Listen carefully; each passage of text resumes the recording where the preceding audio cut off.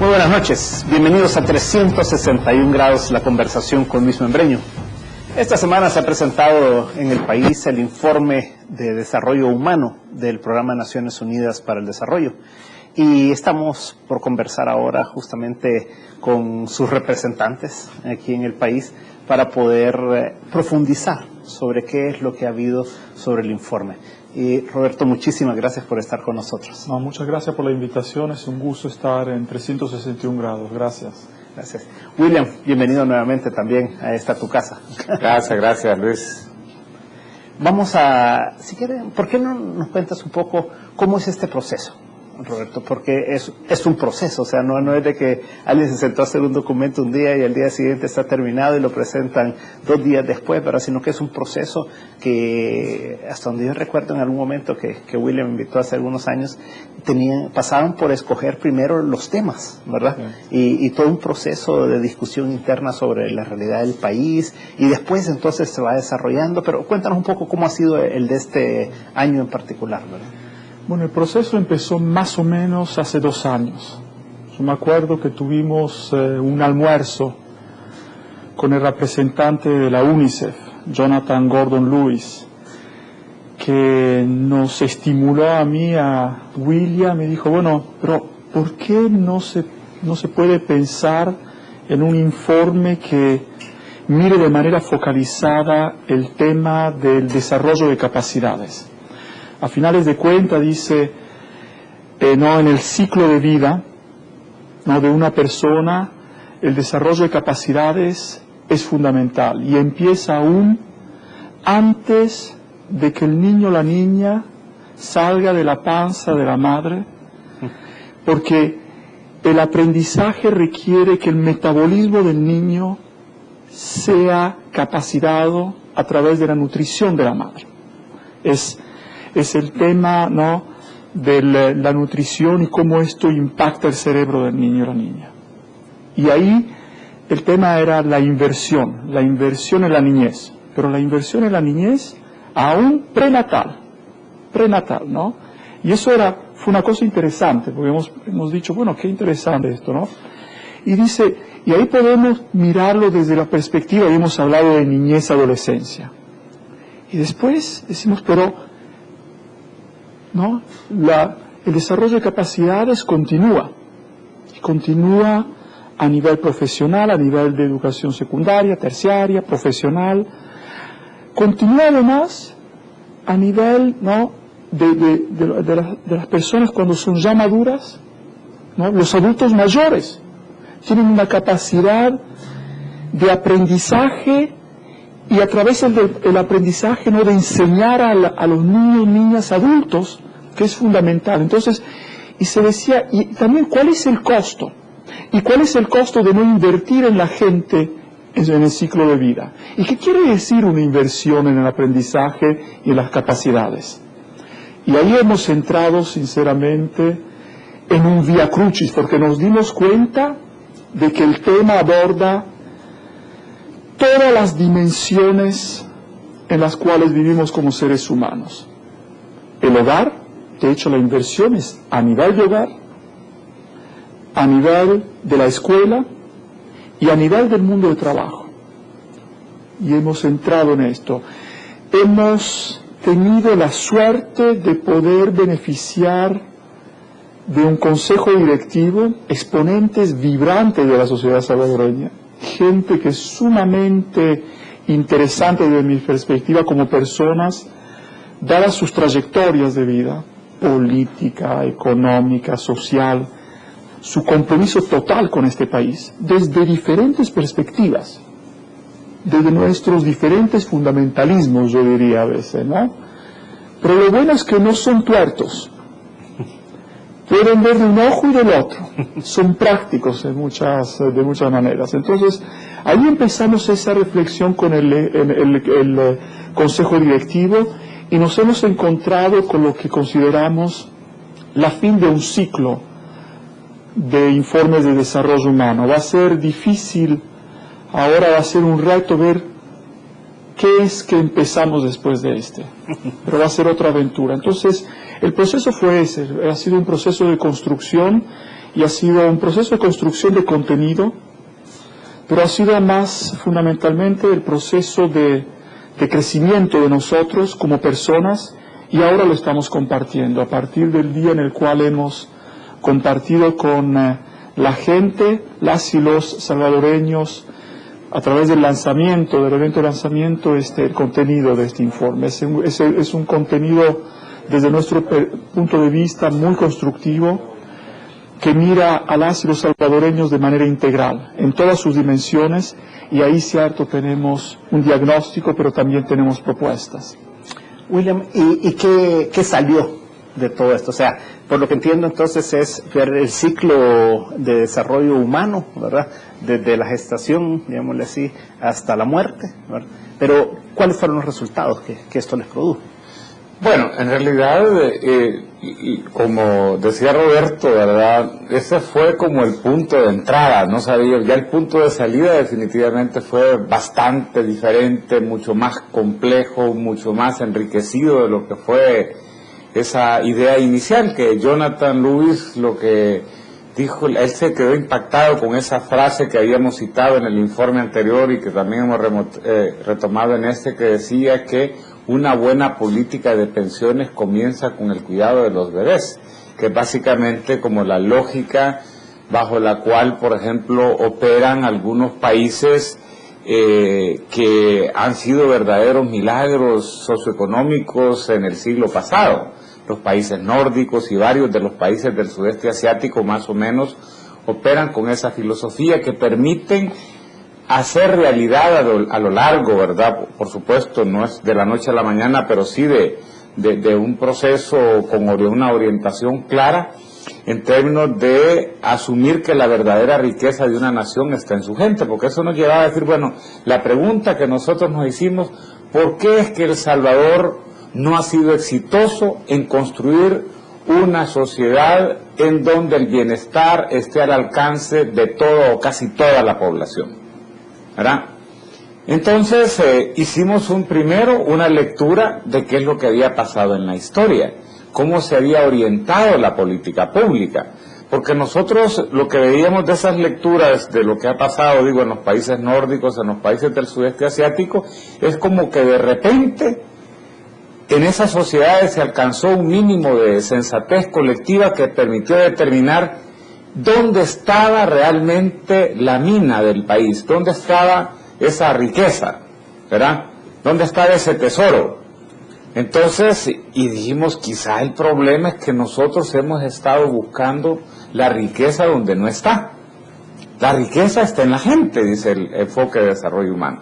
Entonces comenzamos a ver desde el inicio del país como república, ¿verdad? Cómo es que se había construido la república, las transformaciones principales que se desarrollaron a lo largo del siglo XIX. Encontramos información estadística fuerte ya desde 1906 hasta 2012 en términos de la orientación del gasto público. Hemos construido series históricas desde 1906 y ahí encontramos que realmente, más allá de los cuestionamientos y las valoraciones que generalmente se hacen alrededor de los diferentes modelos económicos, nosotros lo hicimos desde la óptica del enfoque de capacidades. ¿Cuán prioritario o no prioritaria había sido la inversión en la explotación, o mejor dicho, en el desarrollo de las capacidades y los talentos de las personas?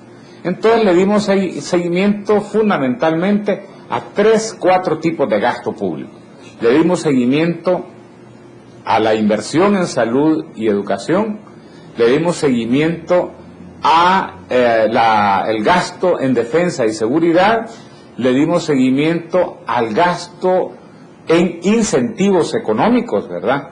Y también la atención de cuánto del presupuesto era absorbido, en este caso, por la deuda pública, ¿verdad?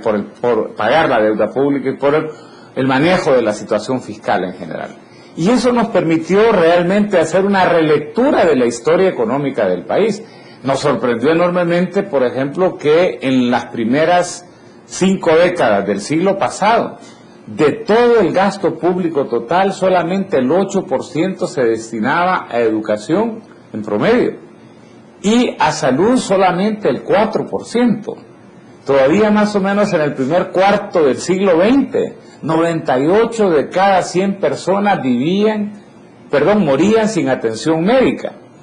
O sea, teníamos que prácticamente solamente alrededor del 25% de la población sabía leer y escribir.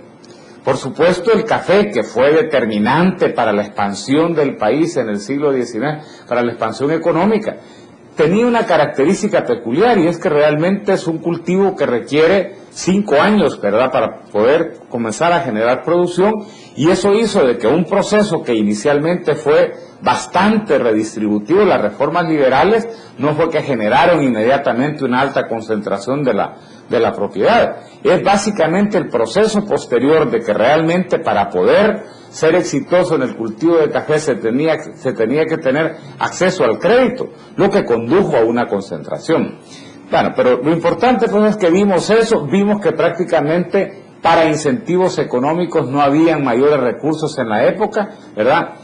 Pero vimos que entre 1948 y 1975, después de la finalización de la Segunda Guerra Mundial, se produce una explosión, un aumento sustancial de los precios del café en el mercado internacional. Se multiplicaron por 4.5. El gobierno de la época se dio cuenta de eso, por supuesto, ¿verdad?, y de la bonanza que venía, y sustituyó un impuesto que había sido establecido en 1915 por quintal de café exportado y lo transformó en un impuesto al valor, de manera tal pues que como consecuencia de eso las finanzas públicas, los ingresos tributarios casi que se triplicaron, y esa fue la base, ¿verdad?, para echar a andar todo lo que fue el modelo de industrialización por sustitución de importaciones que estuvo vigente entre 1950 y 1978. Nos sorprendió haber encontrado una enorme cantidad de estudios, pero con una verdadera visión estratégica orientada a qué tipo de políticas se tenían que tomar para echar a andar ese modelo. Nos encontramos con que entre 1949 y 1955 se contrataron, yo diría que 5 o 6 estudios, pero verdaderamente sólidos, ¿verdad? Los hemos desenterrado ahí, que fueron clave para la orientación que se le dio a la política económica en los años siguientes. Uno de los cambios importantes fue que el gasto en salud y en educación se incrementó de manera sustancial. El gasto en educación pasó de representar el 8% del gasto total al 24%, o sea, se triplicó en términos de su importancia relativa. Y lo mismo ocurrió con salud, pasó del 4 al 12%. O sea, ahí por inicios de los años 70, el gasto en salud y en educación llegó a representar el 36% del gasto total, un nivel que nunca más ha sido vuelto a alcanzar, ¿verdad? Nunca más. Pero además hubo otro cambio importante en la orientación del gasto público. Aparecieron los incentivos, ¿verdad? Los incentivos canalizados principalmente a través del Ministerio de Economía, de Agricultura, que eran como los dos ministerios sectoriales, llamémosle así, de la época, llegaron a absorber hasta alrededor de un 14% del gasto público total, ¿verdad? En el caso, 16% del gasto público total. En el caso, por ejemplo, del Ministerio de Agricultura, llegó a absorber el 8% del gasto público total. Eso se cae durante el conflicto armado, se militariza el presupuesto, y después hay una recuperación, pero que nunca más vuelve a tener los niveles que se tuvo en los años 70.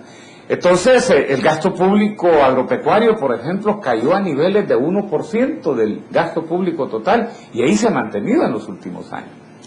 Hay un incremento en el gasto canalizado a través del Ministerio de Economía, pero ya no es en subsidios de apoyo a la producción, sino que de subsidios de apoyo al consumo, la recuperación que se produce sobre todo en los últimos 15 años. Pero también hay una recuperación también del gasto social después de finalizar el conflicto armado, pero no a los niveles de lo que se tenía en términos relativos, llamémosle así, en los años 70. Y eso vamos armando nosotros como en realidad, o sea, esa lectura es importante, ¿verdad? Porque nos dice que cuando hay voluntad política, las transformaciones son posibles. De hecho, en los años, en la década de los 50, entre los 50 y los 70, decíamos, los gastos en salud y en educación se triplicaron. Hoy básicamente lo que casi que la mayoría de estudios estaría indicando es que con una duplicación de los gastos en educación y probablemente con un aumento de un par de puntos porcentuales del PIB en salud, digo, no es lo único, ¿verdad? Y por supuesto con una nueva atención a las políticas sectoriales para realmente darle fundamentación a una reactivación económica, el país puede darle atención a los principales desafíos que tiene en términos de dos ámbitos, que es lo que Roberto señalaba. Por un lado, cómo asegurar que realmente el país va a tener capacidad de desarrollar los talentos con los que la población nace, que es lo que le llamamos nosotros la transformación de capacidades innatas en capacidades internas, y por otro lado, cómo va a ser también para que esas capacidades desarrolladas puedan ser utilizadas productivamente al servicio de las personas y al servicio de la colectividad. Vamos a un corte comercial, pero agarremos de ahí, Roberto, y veamos entonces cómo hacemos para transformar esa realidad actual hacia lo que deberíamos de estar buscando, ¿no? En este momento estamos de nuevo con 361 grados. Conversando sobre el informe de desarrollo humano que presentó recientemente el PNUD en el país, y nos hacían un resumen un poco del proceso, de cómo se había pensado que debería de seguir la secuencia del análisis que debería tener este informe, y luego William nos explicaba un poco sobre las prioridades, digamos así, que hubo en diferentes épocas en la historia de El Salvador, desde el siglo XIX y algo desde el 18 hasta la fecha, y cómo en ciertos momentos la educación, la salud han sido una mayor prioridad de lo que ha sido a la fecha, y llegamos, creo yo, a un tema medular, y es el tema fiscal, ¿verdad? O sea, porque al final de cuentas el poder incrementar, duplicar, por ejemplo, que tú decías, los recursos en educación, y por el otro lado incrementar significativamente los recursos en salud y los incentivos y todo, requiere de recursos. Entonces, Roberto, ¿cómo está el país para poder buscar esos acuerdos que se requieren para poder financiar todo esto de una manera sostenible? Cierto, esto es fundamental. Si tomamos en cuenta que a nivel, por ejemplo, de la dimensión de la escuela, de la educación, el país tiene un promedio para la población de más de 25 años de escolaridad de 6.4 años de escolaridad, y si vemos las brechas, que a nivel rural es de 3.4 años y a nivel urbano es de 8.5 años, vemos que ahí hay un problema fundamental. Lo mínimo que tendría que tener un país que quiere llegar a tener niveles de crecimiento y niveles de desarrollo alto es por lo menos 10 años de escolaridad para su población.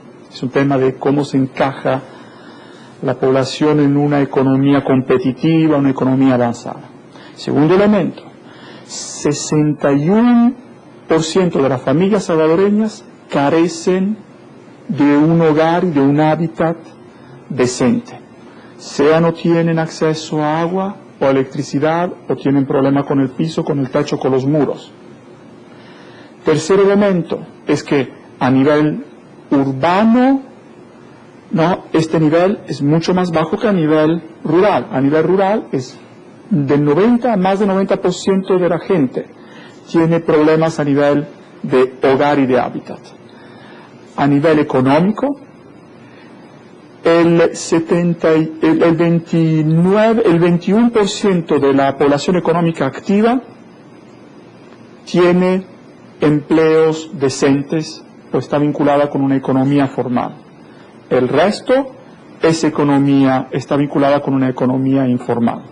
Entonces, aquí tenemos un problema clave a nivel de lo que es una transformación de las políticas económicas, en particular manera que se tomen en cuenta de una manera que se tome en cuenta la necesidad de tener un enfoque inclusivo de las políticas económicas. ¿Y por qué me estoy parando y focalizando en el tema de las políticas económicas? Es porque no hay la posibilidad de fomentar políticas sociales y de desarrollo humano avanzadas sin una política económica que tome en cuenta de la necesidad de incluir la población económicamente activa en un marco de una economía inclusiva, incluyente, que respete los derechos básicos, no de la gente, que los vincule a redes de protección social, con salarios mínimos, con una vinculación contractual formal. Entonces, esto es fundamental. Y lo que es claro es que a nivel de país, una buena parte de los empleos y de los trabajos y de los emprendimientos están al margen, están a la periferia de lo que es un ciclo económico y un encadenamiento económico productivo que también contribuye a la economía nacional de manera sistemática y que contribuye también al marco fiscal. Entonces, el tema de la fiscalidad, el tema de los tributos es fundamental. No podemos tomarnos el lujo de hablar de temas sociales y económicos sin entrar en la boca del león. Porque, a finales de cuentas, si nosotros estamos impulsando, en términos de incidencia y abogacía, de que haya un incremento fuerte de los recursos del gasto público para políticas sociales, hay que ser coherentes. No, si no, se vuelve un tema simplemente de populismo. Hay que ser coherentes, hay que alinear los recursos, también financieros, a los objetivos nobles de una expansión de derechos, una expansión de servicios básicos, que son derechos fundamentalmente. No solo necesidades, pero son derechos y hay obligaciones del Estado. Yo pienso que hay obligaciones también de la ciudadanía, de relacionarse con el Estado de manera constructiva. La relación entre ciudadanía y Estado es un tema que hay que discutir desde una perspectiva de lo que es la educación cívica. Entonces, por ejemplo, si tenemos un marco de contribuyentes que no supera los 300.000 contribuyentes en el país, es más o menos 275.000. En un país de 6.2 millones de habitantes, que tiene más o menos 3 millones de habitantes afuera del país. Un país de 9 millones de habitantes. Estos son los salvadoreños. ¿Cómo es que podemos tener nomás 275.000 personas que contribuyen proactivamente con impuestos de renta, esto y lo otro, al marco fiscal? Entonces, ¿cómo vamos a pagar las políticas sociales? ¿Cómo vamos a asegurarnos de que haya beneficios para la gente? Ahí lo que decimos claramente es que hay que ampliar la base de contribuyentes. Y ciertamente el presidente decía el otro día, cuando hemos hecho el lanzamiento, que los ricos tienen que pagar más. Es obvio, los ricos tienen que pagar más porque tienen más disponibilidad, y yo pienso que es un tema de equidad social. O sea, yo pienso ahí que es un tema de equidad social.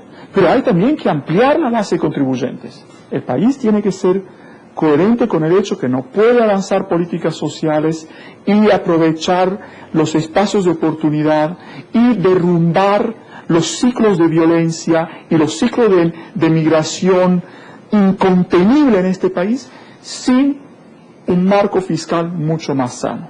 Y ciertamente esto requiere que la informalidad de la economía se traduzca en formalidad de la economía. Esto no quiere decir claramente que el día de mañana los inspectores financieros van a ir a los mercados a imponer tributos, imponer multas al sector informal. Y ahí hay que hacer también un análisis. ¿Qué quiere decir economía informal? Porque aquí hablamos de economía informal, hablamos de trabajos decentes, trabajos indecentes, hablamos de varias cosas. Hablamos también, cuando hablamos de informalidad, del tema de la evasión fiscal. Es mucho más una reforma tributaria profunda en el país, es claramente necesaria. sería irresponsable de parte de un organismo como el PNUD de hacer propuestas importantes sin enmarcar también propuestas a nivel de lo que es el elemento habilitativo, ¿no?, a que las políticas que estamos proponiendo, pistas de políticas, porque las políticas se las determina el país claramente, ¿no? Entonces ahí claramente incentivos para que emprendimientos informales que están al margen de la economía se puedan articular con los encadenamientos productivos, con las empresas tractoras, con las empresas también tractoras a nivel regional y global, es importante. Este país tiene un potencial, este país es la Suiza de América Central en potencial. Tiene mucho potencial. Este país no tiene petróleo, no tiene yacimientos de oro enormes, no tiene diamantes, no tiene uranio. Tiene gente, y ese es el capital también permanente de un país, conjuntamente con el capital natural que tiene. Entonces ahí hay que aprovecharlo, ahí claramente nuestra propuesta es de decir, no, bueno, y es algo que el país ya se está encaminando a hacer, de hace algunos años, pero hay que ponerle el acelerador. Hay que encajar el turbo diésel y acelerar enormemente. Y hay que ampliar. Es muy bien que se hayan construido y desarrollado 25.000 empleos al año los últimos 4 o 5 años. Pero hay que llegar a 100.000 empleos. Y uno dice, pero esto no es un poco exagerado. No, porque están ya ahí, están en el informal. Hay que activar incentivos para que la economía informal, los empleos informales puedan volverse empleos formales, que los emprendimientos se puedan formalizar, y los incentivos son claros. La tramitología para que un emprendimiento pueda activarse como emprendimiento se tiene que simplificar enormemente. Si yo soy un emprendedor en el sector informal y se me dice que tú tienes que ir a través de este hiperburocrático enorme para formalizarse, yo no tengo tiempo para eso. Yo tengo un negocio. Yo necesito una tramitología que tome en cuenta de que yo tengo que activarme inmediatamente como emprendimiento formal. Eso ya es algo que se puede hacer. Segundo elemento es que hay que también activar rubros a nivel del Estado para impulsar economías de pequeños, medianos y grandes, porque todos pueden crecer aún más, desde una perspectiva calitativa y cuantitativa, todos. La focalización cuando se trata de economía es a todos los niveles de los emprendimientos. Entonces, porque es fundamental que ahí se puedan poner incentivos, por ejemplo, en el marco de recursos para la capacitación de los emprendedores, para que puedan vincularse de manera un poco más sensata a la economía y al emprendimiento, que puedan generar ganancias también que puedan ser redistribuidas a través de empleos. Entonces, esto es que puedan haber créditos, pero créditos con intereses bajos. Es lo posible, porque se está en un mundo económico, no estamos en un mundo planificado donde se pueden imponer las economías a nivel de Estado. Esto no existe. Pues, se pueden tomar medidas claras de incentivar, por ejemplo, muchos de los emprendimientos que están relacionados con el comercio a formalizarse, dándoles incentivos, no del tipo que, bueno, si tú pagas 4, 6, 7% término de tus ganancias al marco fiscal, esto ante todo te permite vincularte con una red de protección social, te permite vincularte también con derechos que se pueden activar en relación a los cuales el Estado mismo no te puede apoyar. Esto te permite también poder hacer una inversión en tus emprendimientos y encadenarte a la economía formal y a empresas formales tractoras. Entonces, ahí hay ganancias. Hay grandes ventajas realmente de Absolutamente. poder ir formalizando la economía. Y vamos después, William, contigo justamente en todos esos esfuerzos que se han planteado en diferentes momentos, pero que han quedado muchos engavetados y en el tintero, ¿verdad? En un momento estamos de nuevo con 361 grados. Sobre un tema que se ha mencionado en algunos momentos, se ha perdido bastante en los últimos años y que creo que ustedes ponen el dedo en la llaga. Y es cómo se formaliza a gran parte de nuestra economía y cómo sacamos el potencial de toda esta gran cantidad de personas que trabajan en un mercado en el que pueden obtener muchísimos más beneficios si se formaliza todo esto, desde que tienen acceso a redes de protección social y demás, pero además pueden ser unos actores mucho más activos en cuanto a la participación democrática en el país, sentirse ciudadanos realmente con derechos y con deberes, ¿verdad? Pero en algunos momentos hemos hablado de sistemas simplificados, ¿verdad? ¿Ustedes plantean algo así? ¿O cómo lo han visto ustedes que se puede ir formalizando más la economía? La formalización, como decía Roberto, parte en primer lugar de hacer un diagnóstico apropiado de qué es lo que es el sector informal, porque al final de cuentas el sector informal es como una buchaca, ¿verdad?, donde hay personas que están laborando en él con diferentes características, ¿verdad? Hay un grupo importante, por ejemplo, que tiene ya capacidad económica fuerte, ¿verdad?, y que probablemente están fuera fundamentalmente más en un marco de evadir impuestos y no porque realmente no. Y con esa gente realmente habría que definitivamente hacer acciones, inclusive en este caso proactivas de parte de las autoridades fiscales para que comiencen a tributar ya. En otros casos, como Roberto lo señalaba, es más en el ámbito de tratar de generar como las condiciones en términos de facilidades burocráticas, ¿verdad?, para que se produzca esa inserción. En otros casos lo que hay es en realidad gente con capacidad emprendedora, pero que no cuenta con un entorno económico apropiado, y prácticamente ahí lo que se necesita más bien es una política de incentivos que vaya orientada a que estas personas con esta capacidad emprendedora puedan aprovechar plenamente esas capacidades y que prácticamente ellas mismas vayan camino a la formalización en la medida que vayan teniendo mayor éxito en sus emprendimientos. Nosotros tenemos un programa muy exitoso, por cierto, que se llama de desarrollo de proveedores, que justamente va en esa dirección, y nosotros inclusive en el informe proponemos que sea escalado a nivel nacional. Y por supuesto hay también un amplio porcentaje del denominado sector informal, de gente que está ahí básicamente en actitudes de sobrevivencia, y que probablemente ahí la única manera de incorporarlos al sector formal sería generando oportunidades de empleo. Nosotros lo que sí estamos claros es que se necesitan por lo menos 100,000 trabajos formales por año para que realmente el país pueda en 20 años decir, ahora sí, somos una nación de alto desarrollo humano en donde toda la población hay la oportunidad en todas las familias para alcanzar un determinado nivel mínimo de bienestar.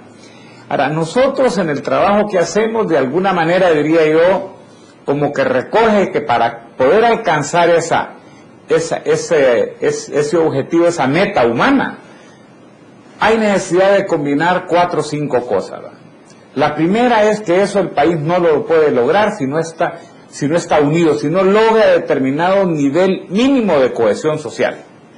Segundo, eso no se puede hacer si uno no tiene un compromiso duro en términos de trabajar duro, de ahorrar, de velar por los demás y de aprovechar las oportunidades. Esa revisión que hicimos histórica nos permitió determinar que nosotros, cuando se han presentado algunas oportunidades, hemos logrado resultados extraordinarios. Realmente la introducción y posterior expansión del café, El Salvador, sobre todo pues entre 1880 y el año 1910, realmente la expansión que hubo fue impresionante. lo que pasó en el modelo de sustitución de importaciones, tuvimos tasas de crecimiento promedio anual de 5.6%, aprovechando una oportunidad que era la elevación temporal de los precios del café. Bueno, en otro programa hablábamos también que de repente, con relación a todo este tema de la falta de democracia, de un Estado autoritario y excluyente que nos llevó a un conflicto armado, en algún momento se generó ese mínimo de sensatez colectiva y negociamos un acuerdo de paz que sigue siendo ejemplar a nivel mundial. Entonces nosotros decimos, hoy hay oportunidades. 30 años hemos tenido en donde las remesas estuvieron creciendo, ¿verdad? No solamente en volumen, sino también como porcentaje del PIB. Llegaron a representar el 18% del PIB. Pero en realidad, como que no generamos el marco de políticas públicas apropiado para que ese sobrefinanciamiento, ¿verdad?, que hemos tenido durante este periodo realmente lo utilicemos, básicamente bajo esta lógica de, por un lado, invertir más, invertir lo mínimo requerido, llamémosle así, para lo que sería el aprovechamiento de los talentos de las personas que nacen en este país, y por otro lado, en términos también de acelerar las tasas de crecimiento económico con alta generación de empleo formal. Entonces, eso es básicamente, por eso es que nosotros terminamos haciendo una propuesta que se concentra en 3 políticas. Una política que le denominamos de transformación cultural, otra que llamamos una política social productiva, ¿verdad?, que es como muy novedoso el nombre, y otro que le llamamos de una política económica inclusiva, siendo la primera, es decir, la verdad, el verdadero punto de partida. Esta política de transformación cultural estaría guiada básicamente como por 2 objetivos. Por un lado estaría el fortalecimiento de la identidad nacional y de las identidades locales, de manera tal pues que el país cuente con un nivel mínimo de cohesión social. Y por otro lado, la institucionalización del diálogo social y político, ¿verdad?, como el mecanismo privilegiado para el logro de los consensos que el país necesita para enfrentar esos desafíos y esas metas que digo que están bastante claras. Por eso nosotros hablamos de la interrelación indisoluble que hay entre lo político, lo económico y lo social, ¿verdad? Entonces, decimos nosotros, pero esto necesita ver de manera diferente las políticas sociales y las políticas económicas. Hasta ahora pareciera ser que han sido vistos como 2 campos separados. La política social ha sido vista básicamente como una política de atención a los pobres o a las familias pobres. Y no, ¿verdad? La política social puede ser la principal política económica cuando uno asume que la verdadera riqueza de una nación está en su gente. Es en realidad dentro de la política social en donde está el principal desafío de la transformación de las capacidades innatas de las personas en capacidades internas. En que esos talentos, ¿verdad?, que unos puede ser que estén naciendo en este momento en Chirilagua, en Sensuntepeque, ¿verdad?, en Candelaria de la Frontera, el día de mañana sean verdaderos científicos, artistas, deportistas, profesionales, que le estén devolviendo al país muchísimo más de lo que se puede haber invertido en ellos, por ejemplo, o que se invierte en ellos en los próximos 18 o 20 años. A eso es a lo que se refiere la política social productiva, una política en donde se invierte oportunamente en el desarrollo de las capacidades de las personas y para los cuales los ámbitos del hogar, ¿verdad?, y de la escuela, así como en el ámbito de la salud, son cruciales. Pero decimos, pero no basta con invertir en el desarrollo de las capacidades de las personas. Hay que asegurarse que esas capacidades desarrolladas sean utilizadas productivamente al servicio de las personas y al servicio del resto de la sociedad. Y ahí es donde el tema de la política económica inclusiva adquiere un rol central. Porque realmente, o sea, la idea pues es que no nos conformemos con que simplemente tuvimos una política económica que generó crecimiento económico. No, más importante que el crecimiento económico es la generación de trabajos decentes, la generación de trabajo formal. Seguramente lo que vamos a encontrar es que el crecimiento económico y la generación de trabajo van a ir de la mano, pero tenemos que darle prioridad a los objetivos. O sea, realmente para que seamos capaces de construir esa sociedad cohesionada, esa sociedad que está creciendo y mejorando progresivamente su bienestar, es importante, ya Roberto lo decía, que cuadrupliquemos la cantidad de trabajos formales que estamos generando hasta ahora.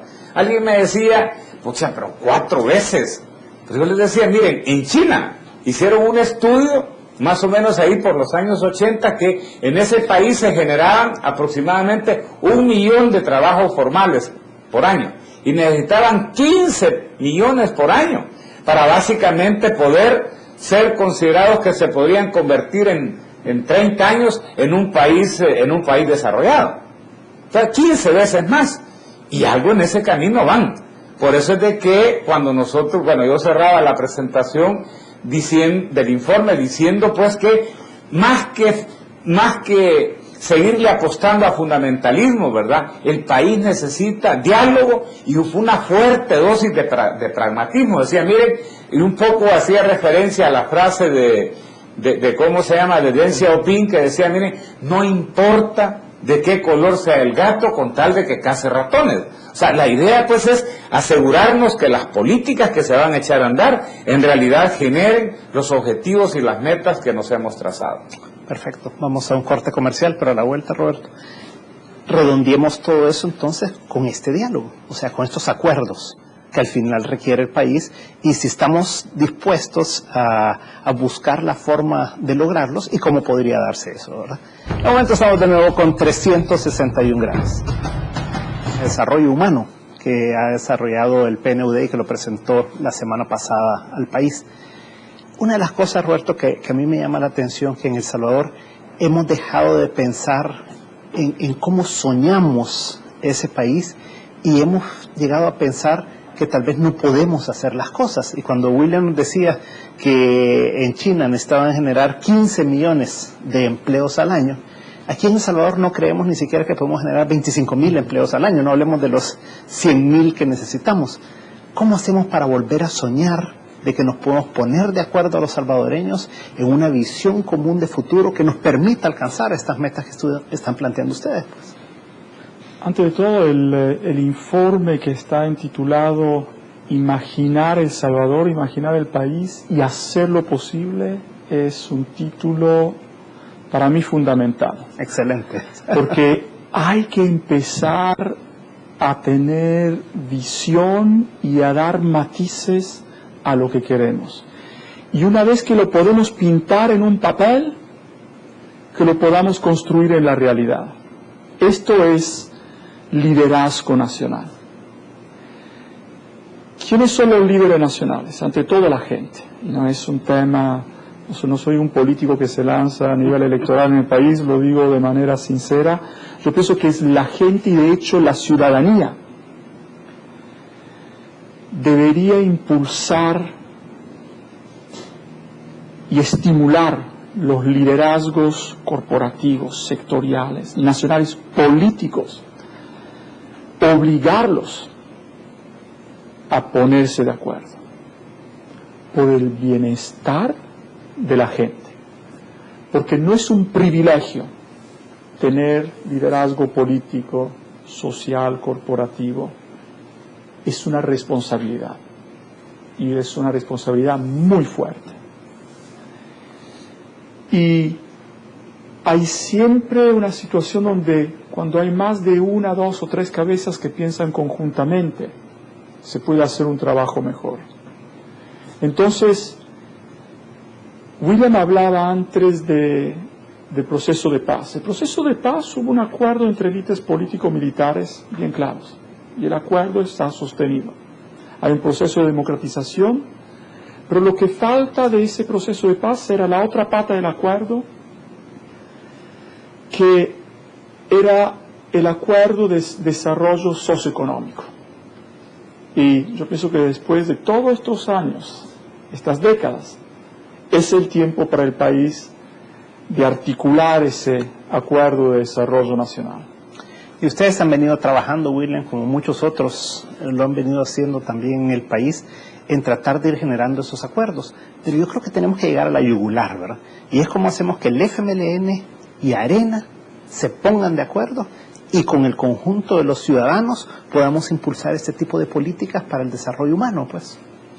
Y nosotros somos optimistas, para ser franco, ¿verdad? Nosotros incluso hemos percibido una diversidad de señales, o sea, ciertamente identificar estas señales en medio de la campaña electoral probablemente sea más difícil, pero no, ¿verdad? Por ejemplo, aún nosotros nos hemos dado la tarea, por ejemplo, de revisar con detenimiento las plataformas que han presentado los diferentes partidos políticos, y uno lo primero que encuentra es que ahí, por lo menos ahí, ¿verdad?, en eso que está escrito y que es compromiso, ¿verdad?, hay muchas menos diferencias de las que uno se pudiera imaginar.